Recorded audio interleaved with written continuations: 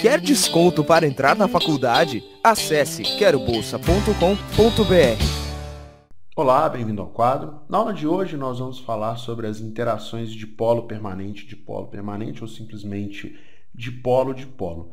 Mas antes de entrar nesse assunto, nós vamos falar sobre forças intermoleculares, para fazer uma introdução.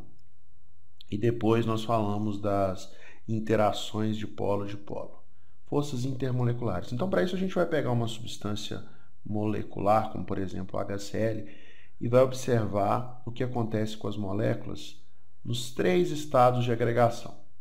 Bom, você pode ter HCl na forma gasosa, na forma de gás, você pode ter o HCl na forma líquida, então você pode ter HCl líquido, e você também pode ter o HCl no estado sólido, como a gente está desenhando aqui.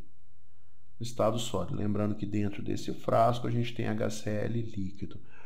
Se você fizer uma análise mais microscópica do que acontece, você vai ver que no gás as moléculas estão relativamente afastadas, elas estão bastante afastadas e têm liberdade de movimento. Olhando mais pertinho para o líquido, você vai ver que as moléculas estão mais próximas umas das outras. Existe uma organização maior e existe uma atração maior entre as moléculas. E olhando para o sólido, aí sim é que as moléculas estão mesmo muito próximas e a atração entre as moléculas é muito alta.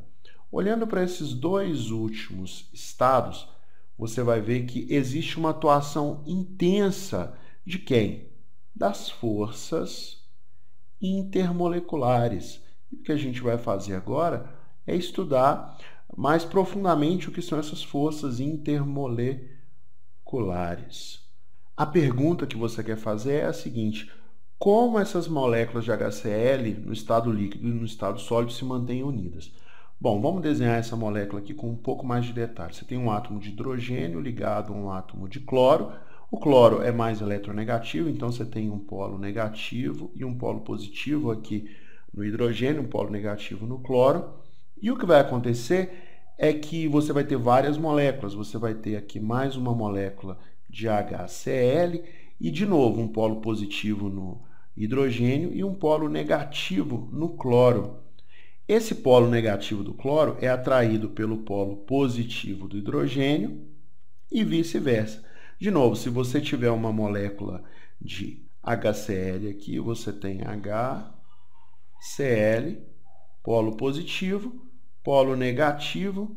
Olha a atração de polo. É uma atração entre dois polos. A união se dá pela força de atração entre os dipolos das moléculas polares. Por isso a gente diz que é uma interação dipolo, uma interação dipolar. Professor, me dá mais um exemplo de interação dipolo. Bom, a gente vai falar aqui da molécula de acetona. Como que é essa molécula de acetona? Vou desenhar aqui de azul. A gente tem um carbono que se liga a dois hidrogênios e faz uma dupla com o oxigênio. Como que fica a polarização dessa molécula? Bom, o oxigênio é muito eletronegativo, então você tem um polo negativo aqui, e o hidrogênio é mais positivo.